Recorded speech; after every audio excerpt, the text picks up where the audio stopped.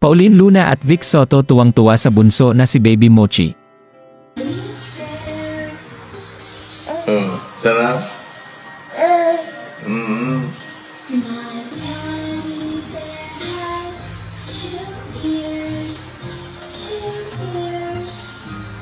Oh.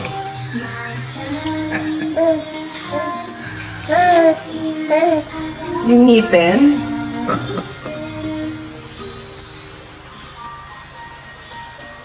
Sarap. Yummy. Again, say mama.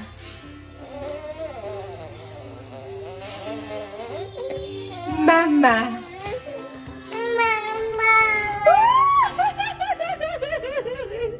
I love you, baby. Mama?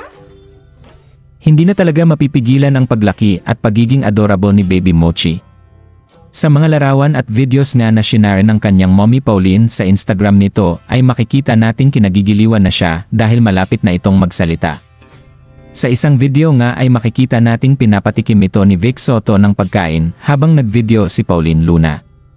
Sabi bigla ni Pauline na may ngipin na talaga ang kanyang daughter dahil hindi na ito umaatras sa mga kainan. Sa isang video naman ay makikitang tinuturuan ni Pauline na bumigka ng salitang mama ang kanyang anak.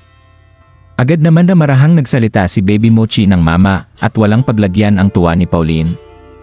Samantala, maraming netizens sa social media ang humanga sa angking katalinuhan at cuteness ni Baby Mochi.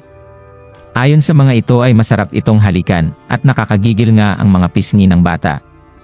Ayon kay Pauline Luna ay nagpapasalamat sila ni Vic Soto na binigyan pa sila ng dalawang magandang anak dahil imposible na nga ito sa edad ni Vic Soto.